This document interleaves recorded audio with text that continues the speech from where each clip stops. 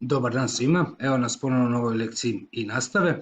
Bavimo se matematikom 3. razred, a lekcija je definicija trigonometrijskih funkcija. Moje ime je Josip Kličinović, profesor mentor matematike.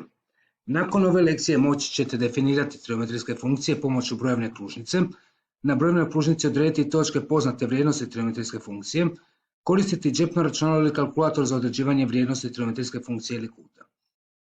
Upute za rad su kao inače: pripremite papir i olovku, šestar i ravnalo, džepno računalo. Kod primjera bi bilo dobro da zaustavite video, prvo pokušajte sami riješiti, a onda nastavite dalje s videom da vidite ste li riješili dobro. Riješite zadatke na kraju lekcije i po potrebi se vratite i pogledajte ponovno ako vam nešto nije bilo jasno. Za početak u svojoj bilježnici nacrtajte koordinatni sustav i kružnicu kojoj će središte biti u ishodištu, a radijus 1. Odaberite neku točku A na kružnici i konstruirajte dužinu od središta te kružnice do te točke. Na koordinatnim osima obilježite vrijednost apscise i ordinate te točke. Prisjećajući se sadržaja trigonometrije pravokutnog trokuta iz prethodnih razreda, odredite vrijednost apscise i ordinate. Sad zaustavite video, pauzirajte ga trenutno, napravite prvo ovaj tu dio, a onda nastavite s videom da vidite jeste li dobro napravili. Dakle, situacija trebali ste dobiti ovo, znači evo neka točka A je na kružnici koja je središte u ishodištu koordinatnog sustava, radijus je 1 i ovdje su apscise i ordinata te točke označene sa x i y. Nekoliko pitanja za razmišljanje, ovo također ćete sad kad prođemo sva pitanja zaustaviti video, pokušajte odgovoriti na ova pitanja samostalno u bilježnicu, a onda nastavite video da vidite jeste li dobro odgovorili.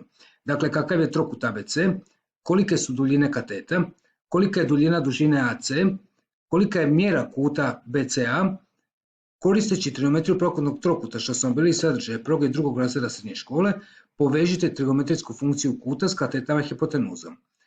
I potom pokušajte zaključiti nešto o duljinama x i y. Dakle, evo, sad zaustavite video, prvo ovaj tu dio samostalno napravite u svojoj bilježnici, a onda nastavite.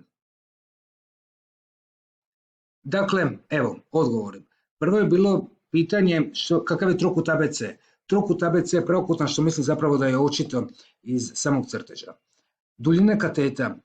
Kateta CB ima duljinu, označili smo je s x, a duljina kateta AB ima duljinu koju smo označili s y. Potom se traži kolika je duljina dužine AC. Njena duljina je 1 jer se radi o radijusu kružnice koji smo rekli da je njen radijus 1. Mjera kuta BCA je kut T. Potom je bilo da koristeći trigonometriju pravokutnog trokuta moramo povezati trigonometrijsku funkciju s katetama i hipotenuzom. Dakle, što sad možemo zaključiti o duljinama x i y? Za početak znamo da smo u prethodnim razredima definirali sinus pravokutnog trokuta kao omjer duljina nasuprotne katete i duljine hipotenuze. To ovdje sada je zapisano ovako, bi to bilo sinus t jednako duljina dužine AB kroz duljina dužine AC. Znamo da je duljina dužine AB da je y, a duljina dužine AC je 1, jer ponovno znači radi se o jediničnoj kružnici, pa onda dobijemo da je sinus t jednako y. Odnosno y koordinata točke A nam zapravo predstavlja sinus tog kuta. Za kosinus t, dakle imamo vrlo sličan način, s tim da se moramo podsjetiti da je kosinus t u pravokutnom trokutu, da definiramo kosinus kuta kao omjer duljine priležeće katete i hipotenuze. Dakle, dobijemo tu sada kada to raspišemo na ovaj tu način, dobijemo da je duljina dužine CB, odnosno x, da nam u stvari predstavlja kosinus t. To je prikazano i ovdje tu u interaktivnom uratku na ovoj poveznici. Evo, malo ću pričekati, možete ili upisati poveznicu ili možete poskanirati QR kod koji će vas zapravo odvesti direktno na taj interaktivni materijal, kojeg ću ja evo sada tu pokrenuti. Dakle, u ovim interaktivnim materijalima u gornjem dijelu ekrana uvijek imate uputstva što treba napraviti i tako dalje, o čemu možda treba razmisliti, a potom imate sam uradak. Dakle, točka koja se nalazi na kružnici, nju možemo gibati i vidjeti o čemu se tu radi. Pokaži vrijednosti, možemo prikazati koliki su sinus ovog kuta t i kosinus kuta t. Dakle, u ovom tu slučaju sada sinus kuta t je 0,5, a kosinus kuta t je 0,87. Mi smo do sada zapravo ono što smo navikli u trigonometriji pravokutnog trokuta, gdje da uvijek zapravo imamo vrijednosti koje su nam zapravo između 0 i 1. Zašto? Zato što su duljine kateta i duljina hipotenuze naravno pozitivan broj, pa onda zapravo iz toga su nam i sinus i kosinus kako se definiraju, jer također pozitivni brojevi. Ovdje tu sada možete primijetiti nešto drugo, a to je da možemo definirati sinus kosinus tupog kuta, pa evo u ovom tu slučaju sinus kuta t je pozitivan broj, kosinus kuta t je negativan broj, što nam zapravo slijedi iz toga što smo definirali da će sinus kuta biti y koordinata točke A, a kosinus kuta će nam biti x koordinata točke B. Pa evo, samo iz te činjenice zapravo možemo ovdje tu primijetiti da je sinus kuta t, da je on u ovom slučaju pozitivan u drugom kvadrantu, a kosinus kuta t je negativan. U trećem kvadrantu možemo vidjeti da su oba negativni, dakle x koordinata točke A je negativna, y koordinata je također negativna. U četvrtom kvadrantu možemo vidjeti da nam je x koordinata, odnosno kosinus kuta t je pozitivan, a sinus t, odnosno y koordinata točke A je negativna. Dakle, ovdje ima ovaj tu klizač povuci me, tako da možete vidjeti zapravo ova tu kateta da ona zapravo odgovara x koordinati, njena duljina je jednaka duljini ovog tu dijela, što nam zapravo predstavlja na ordinate ovu tu neku dužinu između ishodišta i ordinate točke A.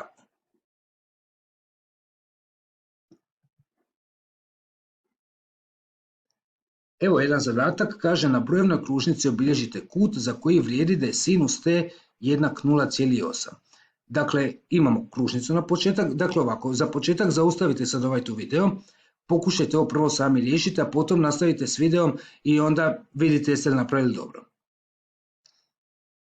Dakle, za početak evo imamo tu neku jediničnu kružnicu, središte u ishodištu radijus je 1.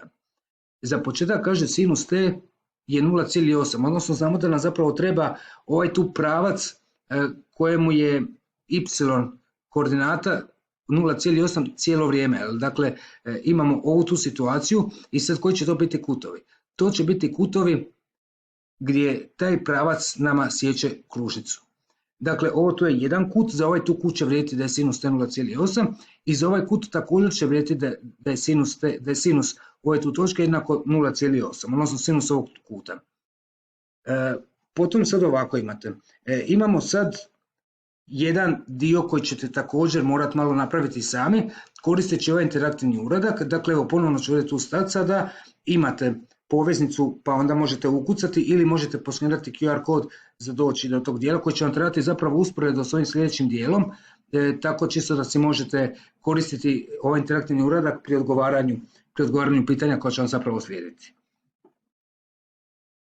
A radi se o ovom tu uratku koji se zove svođenje pri kvadrant za sinus i kosinus. Također tu opet imate uputstvo napisane i tako dalje, opet možemo ovdje pomicati točku T i tako dalje. Kažem, ponovno ću nam trebati ovaj tu dio sada za rješavanje ovog tu sljedećeg dijela. A kaže nam ovako, koristeći interaktivni uradak na prethodnoj stranici, prateći sljedeće upute, odgovorite na nekoliko pitanja o svojoj bilježnici. Dakle, ovdje sada kod svakog ovog dijela vam je zapravo pametno da zaustavite, odete na uradak, pogledajte što se tu događa, odgovorite na pitanje o svojoj bilježnici, izvedite neke zaključke i zapišite. Za početak, evo, pitanje u kojem će slučaju vrijednosti sinusa kuta biti jednake i da zapišete to matematički. Dakle, možete sada zapravo otići na onaj uradak, malo se time tu poigrati, vidjeti u kojem će slučaju vrijednosti sinusa kuta biti jednake i zapisati to matematički. Vratit ću se tren na ovaj tu uradak. Dakle, imamo sada se on zove kut V smo ga sada nazvali i ovu točku T zapravo kada prebacimo recimo u drugi kvadrant, što nam se dogodi? Ovaj tu kut V, on je tupi kut. On je razlike od kuta od 180, odnosno pi ispruženog kuta, je pi minus ovaj tu kut T, koji mi se ovdje tu nalazi, ovaj tu mali crveni. Taj kut T ćemo samo prebaciti, odnosno nanijeti na drugu stranu, tako da zapravo vidimo kakav je odnos sinusa u ovom tu sada dijelu. I ono što možete vidjeti, evo, sinus i kosinus kuta V i sinus i kosinus kuta T. I ono što sada vidimo ovdje tu je da su nam sinusi u ovom tu dijelu da su oni jednaki. Vratit ćemo se sad ponovno na ovaj tu dio. Evo ga, i zapisati to matematički. Dakle, traži se koliki je sinus kuta v. Kao što smo rekli, sinus kuta v, on je zapravo jednak sinus od 180 minus t, te je, sjetite se, bio onaj mali jedan crveni kut, što je zapravo isto što je sinus pi minus t, a kao što smo vidjeli, to je isto kao sinus t. Dakle, t je pritom kut iz prvog kvadranta. Sada treba opet isto napraviti za vrijednosti kosinusa kuta, kad će one biti jednake, treba to zapisati. Ponovno sad evo zaustavite video, malo se poigrajte s onim interaktivnim uratkom, pokušajte vidjeti što se tu događa. Dakle, primijetite uvijek da u svakom ovom slučaju imate kut v, kut t koji nam je razlika ili nadopuna nekog ili ispruženog kuta ili punog kuta, i zapišite to matematički. Ponovno ovdje tu sada zaustavite, pokušajte sami to napraviti pa onda nastavite da vidite jeste li dobro odgovorili. Tu evo zapisano kosinus onog kuta v, dakle on će u situaciji kada prebacimo taj kut u četvrti kvadrant, to će u stvari biti nadopuna, odnosno 360 stupnja minus t, taj t opet kada se prebaci u prvi kvadrant, odnosno kosinus 2 pi minus t, vidjet ćemo da su nam zapravo kosinusi u prvom i četvrtom kvadrantu, da su te vrijednosti jednake. Što možete zaključiti o sinusima i kosinusima kuta, odnosno vrijednostima tog kuta, iz ostalih kvadranata u odnosu na sinus i kosinus kuta iz prvog kvadranta? Odnosno, sinus 180 plus t, što je isto što je sinus pi plus t, zatim sinus 360 stupnja minus t, što je isto što je sinus od 2 pi minus t, kosinus od 180 stupnja minus t, što je isto kao i kosinus pi minus t, i kosinus 180 plus t, što je isto što je kosinus pi plus t. Dakle, imate ove tu situacije, poigrajte s ovim interaktivnim uratkom, malo mijenjate situacije koje vam kvadrant već treba, s tim da ovdje tu sada zapamtite da zapravo kut t je nama zapravo kut iz prvog kvadranta, jer zato se ovaj tu dio i zove svođenje na prvi kvadrant. Dakle, ponovno, zaustavite video, poigrajte se s interaktivnim uratkom i potom nastavite da vidite jeste li dobili dobro. Dakle, sinus 180 stupnja plus t nam je zapravo isto što je minus sinus t. Sinus od 360 stupnja minus t, odnosno sinus od 2 pi minus t, je isto što je minus sinus t. Kosinus od 180 stupnja minus t, odnosno kosinus od pi minus t, to je isto kao i minus kosinus t.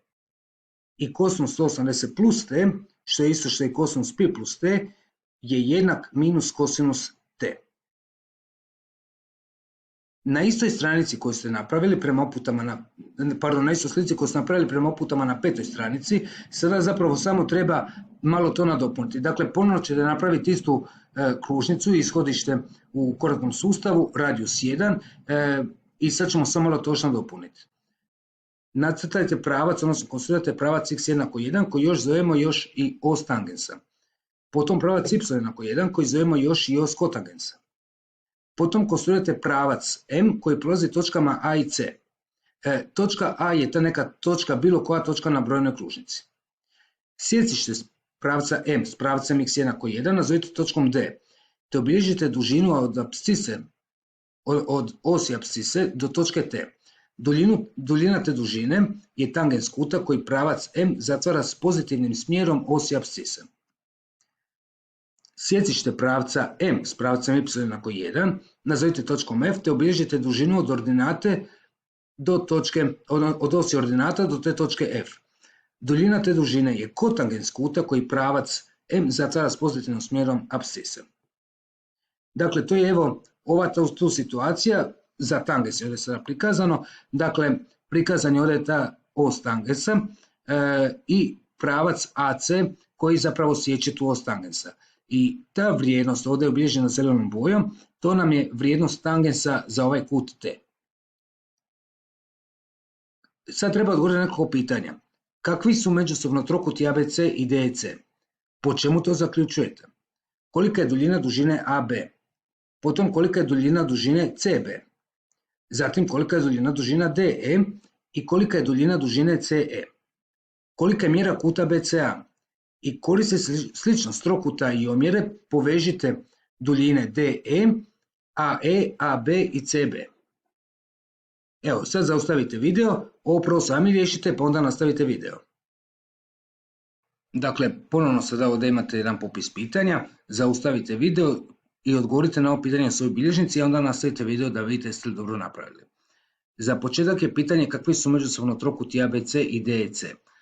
S obzirom da znamo da se oni podudaraju u jednom kutu sigurno, a to je kut T jer je to zajednički kut, oba trokuta su pravokutna, s obzirom da suma sva tri kuta u pravokutnom trokutu mora biti jednaka, mora biti 180, onda znamo da i treći kut također se podudara oba trokuta, odnosno kutevi CAB i CDE su također se moraju podudarati. Pa prema tome ono što zaključujemo da su oni međusobno slični i također zaključujemo da je zapravo to po teoremu sličnosti KK koji kaže ako se dva trokuta podudaraju u dva kuta, oni će se nužno podudarati i u trećem kutu, dakle oni su slični.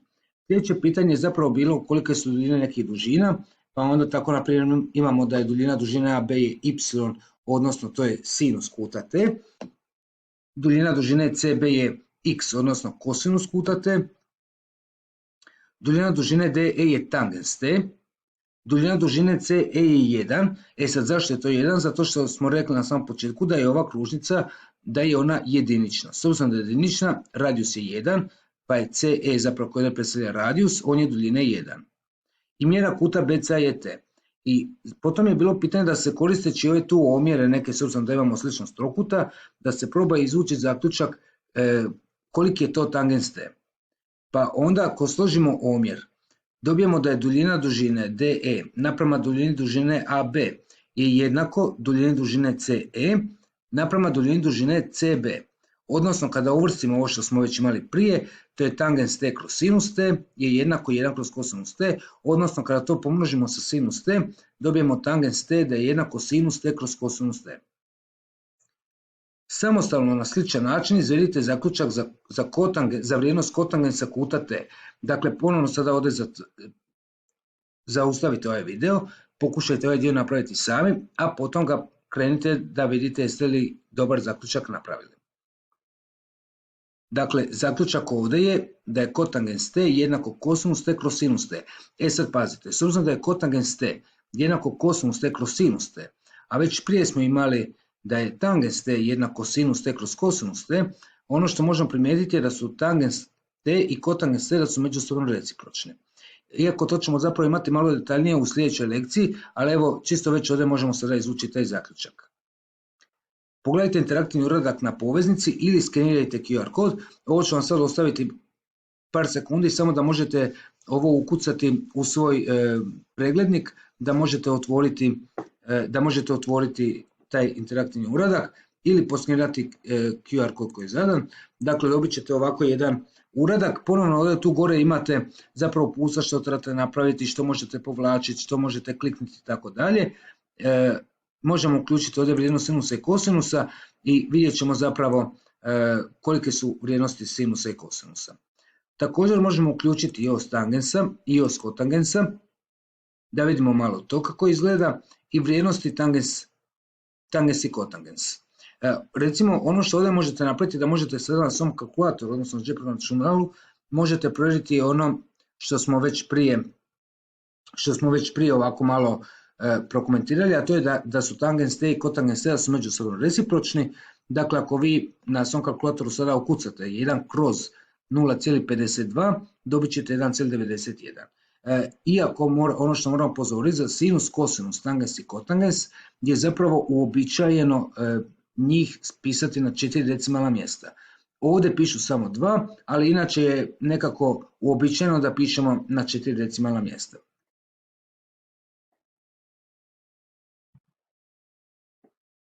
Dakle, kako smo prethodno zaključili na jednoj stranici i zapisali svođenje na prvi kvadrat za sinus i kosinus, sada ćete isto to samostalno napraviti za tangens i kotangens koristeći ovaj uradak koji je zapravo sada bio otvoren. Dakle, otvorite taj uradak, malo ćete se poigrati s njime i nekako ćete samostalno napraviti zaključak za tangens i kotangens.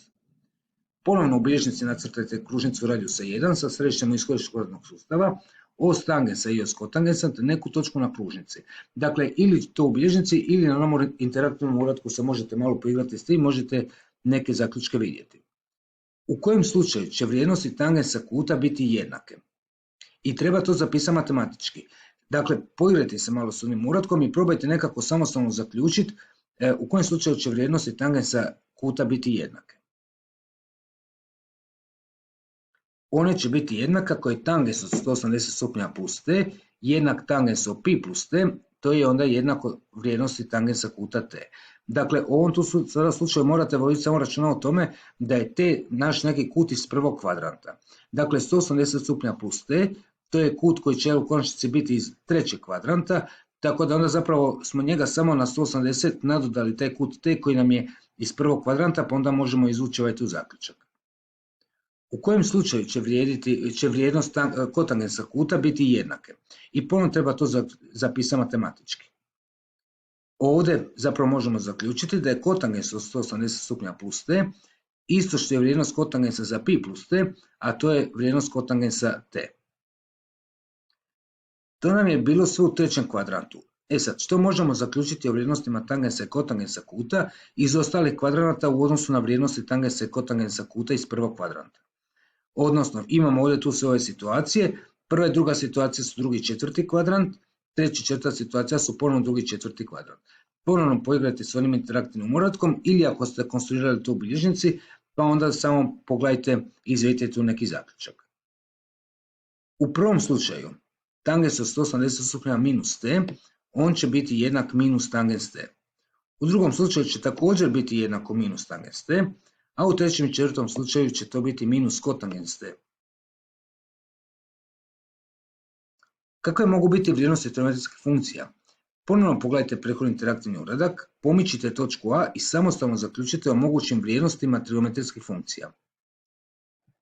Dakle, ponovno možemo uzeti ovo, možemo uključiti vrijednost sinusa i kosinusa i vrijednost tangensa i kotangensa, možemo prošetati ovu točku A, za vidjeti kolike su te vrijednosti i sad možemo tu zaključiti, recimo promatrajući sinus, možemo zaključiti da nam on nikad neće biti veći od 1 i da nekad neće biti manji od minus 1. Isti taj zaključak možemo i za kosinus zapravo zaključiti, da će nam maksimalno koliko kosinus t može biti 1, a minimalno je minus 1.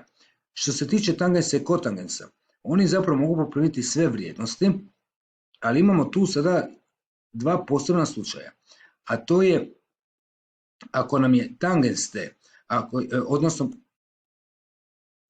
to je ako u točku A uspijemo naciljati da će ona zatvarati pravi kut, onda u tom slučaju je ovaj tu pravac sada koji smo nacrtali AC, on je paralelan sa osi tangens.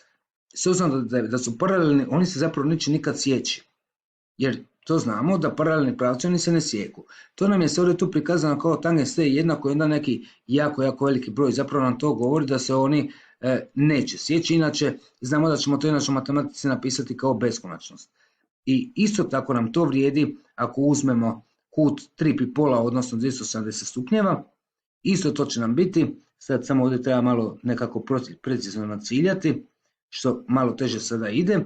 Dakle, u tom slučaju također će taj pravac AC i os tangensa biti paralelni pa se neće sjeći.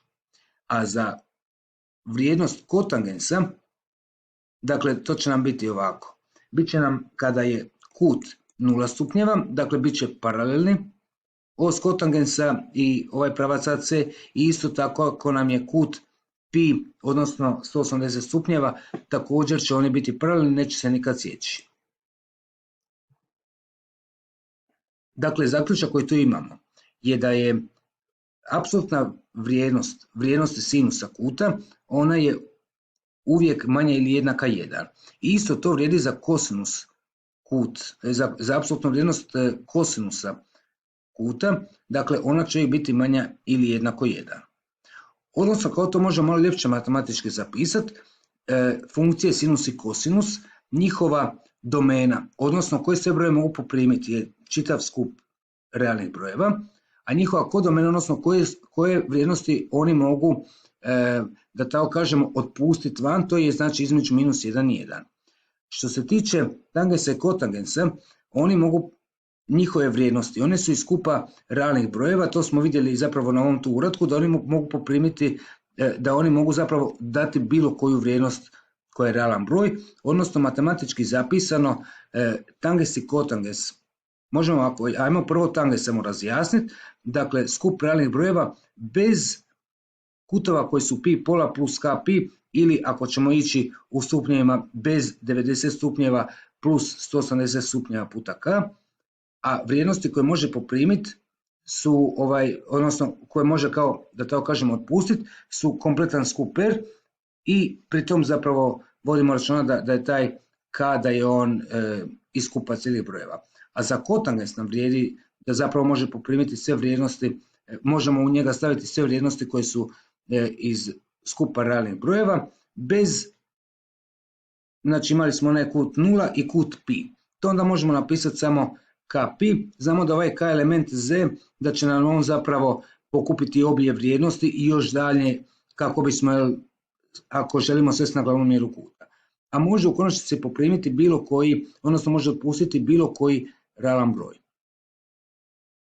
Evo jedan zadatak, na brojnoj kružnici treba obilježiti kut za koji vrijedi da je tangens t jednako minus 2,5, a da je sinus kuta t veći od 0. Dakle, zaustavite sada ovaj video, pokušajte ovaj dio riješiti sami i onda se vratite, pokrenite opet video da vidite jeste li dobro napravili. Dakle, u ovom primjeru ćemo krenuti od toga da ponovno imamo jediničnu kružnicu koja je središte u ishodištu kvadratnog sustava i imamo os tangensa. Kaže tangens t je minus 2,5. Pardon, sad ovdje vidim da je zapravo stavljeno minus 1,25, tako da evo, ispričavam se na ome, možete slobodno vi napraviti u svojoj bilježnici kao da je minus 2,5 ili možete jednostavno promijeniti u zadatku da je tangens t da je on minus 1,25.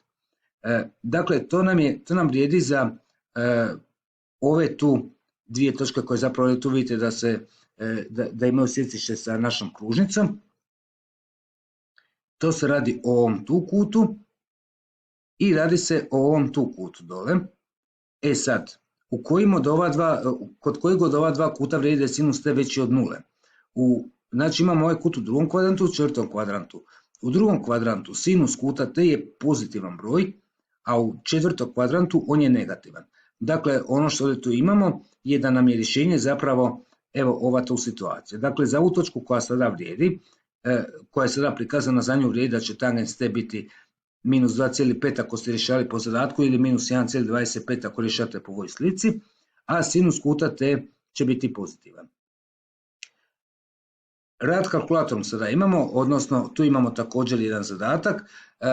Evo, prepišite ovu tablicu u svoju bilježnicu pa ćemo onda nastaviti s ovim tu dijelom.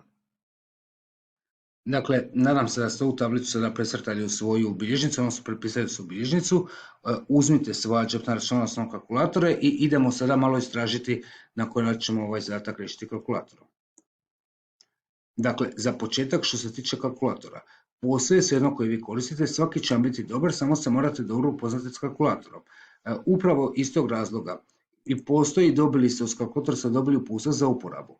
Tako da možete u ovim nekim dijelovima možete proučiti i provjeriti da budete sigurni da koristite na ispravan način. Dakle, za početak, s obzirom da vidimo u prva dva redka da nam se nalaze stupnjevi, onda nam kalkulator mora biti podijeljen na stupnjevima, a u trećem i četvrtom redku su radijani, pa nam onda u tom slučaju mora biti podijeljen na radijanima. Idemo prvo podesiti na stupnjevima, dakle Shift Setup, Angle Unit 2 i treba nam ova prva opcija Degree. Dakle, na svom kalkulatoru, ako nemate možda sličan, pogledajte kao se na vašem kalkulatoru to izvodi. Inače, postoji razlika u prefiks i postfiks kalkulatorima.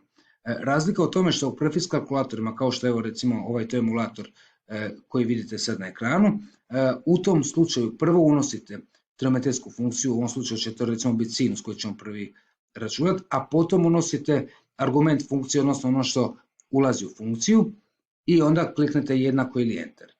Kod postfiks kalkulatora prvo unosite vrijednost koja ulazi u funkciju, a potom ukucate samu funkciju. Dakle, u ovom slučaju imamo sinus 56 stupnjeva, 56 minuta, 56 sekundi.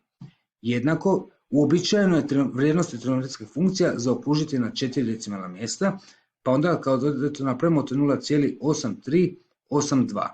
Isto tako ćemo sada to napraviti za kosinus, 56 stupnjeva, 56 minuta, 56 sekundi.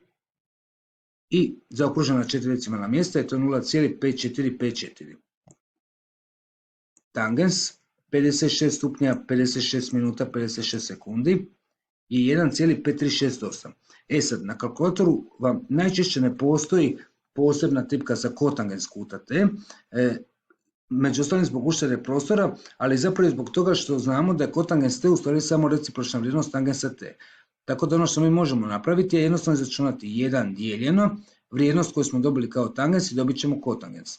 Drugi način kako možemo izračunati tangens i kotangens, s obzirom da znamo da je kotangens t, da je on zapravo jednak sinus t kroz kosinus t, na kalkulatoru jednostavno možemo ukucati vrijednost sinusa kroz vrijednost kosinusa tog kuta i dobiti koliki je tangens kuta t. Dakle, evo ga, to je sinus t, kosinus t, tangens t, a kotangens smo rekli, računamo s obzirom da na kalkulatoru najčešće nemamo kotangens t, izračunamo kao 1 kroz vrijednost od tangensa. I dobijemo ovo tu. Što se tiče rada na postfix kalkulatoru, kakav je ovdje tu prikazan, za početak u operativnom sustavu najčešće uvijek imate napravljen, odnosno stavljen jedan kalkulator, kojeg zapravo treba prvo postaviti u znanstveni način rada ili scientific, ovisi o jeziku sustava. Također, ono što nam ovdje tu bitno je da ćemo ovo tu prvo prebaciti, dakle imamo stupnjeve, radijane ili grad koji je također jedna mjera koja se koristi za mjeriti kutove. Mi ćemo sada ostaviti degrees, sad ćemo drugi redak ćemo sada ispuniti. Dakle, ovo je postfix kalkulator, dakle moramo prvo unijeti vrijednost, a potom ćemo unijeti funkciju. Dakle, 187,7854 i trigonometrija sinus.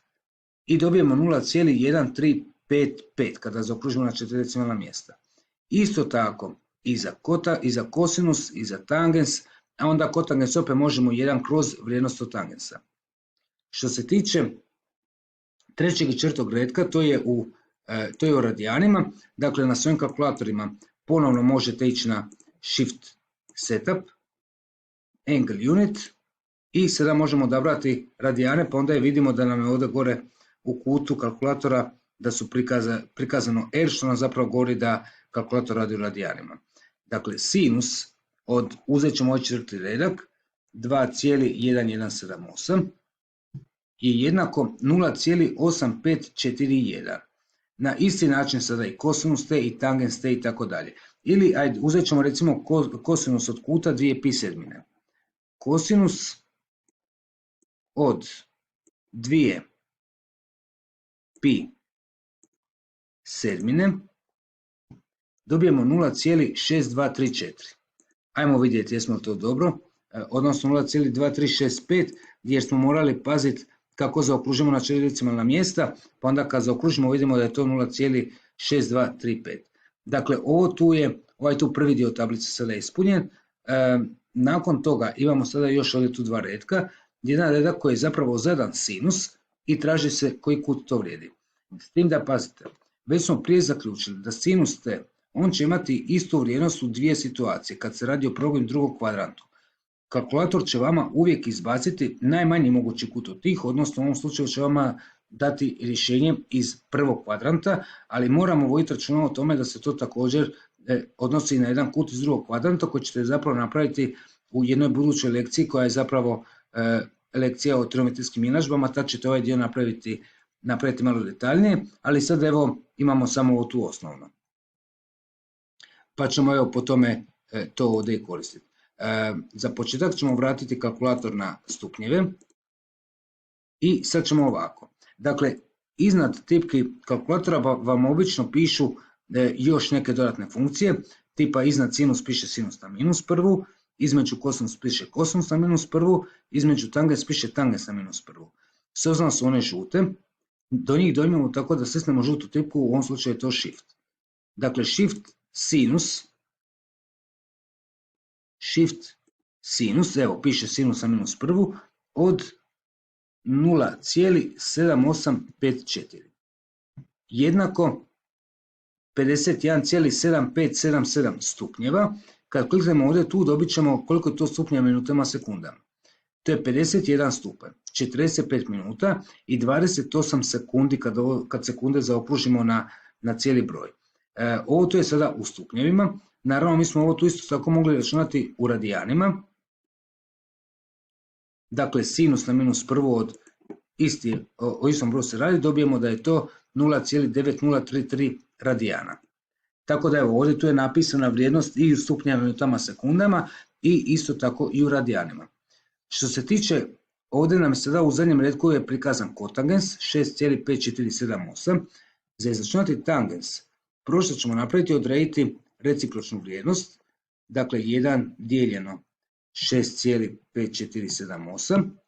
Dobijemo da je tangens, dobijemo ovako jedan razlomak. Na kalkulatoru vrlo često možemo ova tipka SD, možemo vidjeti da je to 0,1527.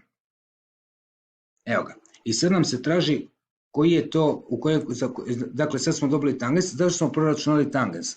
Pa zato što na kalkulatorima nemamo tipku za kotangens. Shift tangens 0,1527, u radijanima je to, pazite, nama je kalkulator sad namješta radijanima, 0,1515, a ako ćemo u stupnjevima, onda će nam to biti kut od 8 stupnja 40 minuta i 55 sekundi. Evo ga, to je ovdje tu prikazano. Sad ćemo vidjeti na isti način kao to dobiti na postfix kalkulatoru. Dakle, vrijednost tangesa naravno će nam biti ista. Ovdje tu sada evo namješten je na stupnjeve namješten kalkulator. Dakle, unijet ćemo 0,7854 i trigonometrija, sekund, pa sada dobijemo sinus na minus prvu, dobijemo 51,7577 i sad ovo treba preračunati u stupnjeve minute sekunde, to je 51 stupanj, 45 minuta i 28 sekundi, dakle ovo to je sada takozvani DMS mod. Zašto se zove DMS? Degrees, minutes, seconds. To nam je evo bilo ovdje tu, to je tip kako ćete vrlo često naći na postfix kalkulatorima.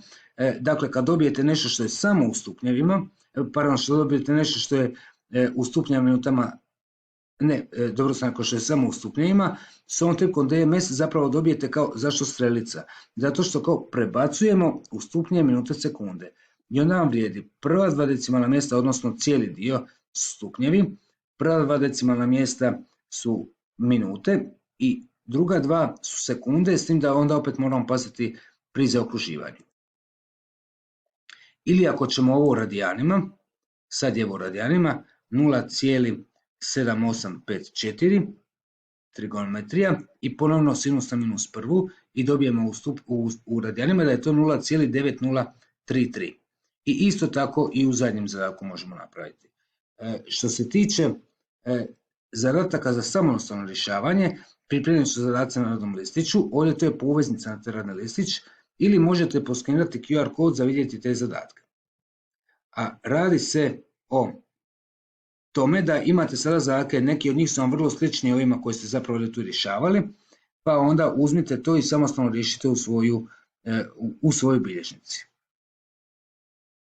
I to je kraj ove tu lekcije, dakle zahvaljujem što ste slušali, nadam se da vam je bilo korisno i nadam se da ste zapravo ovo dobro svladali. Ako vam treba ponovno premotajte ovaj video i pogledajte, ako vam nešto nije jasno možete ponovno pogledati.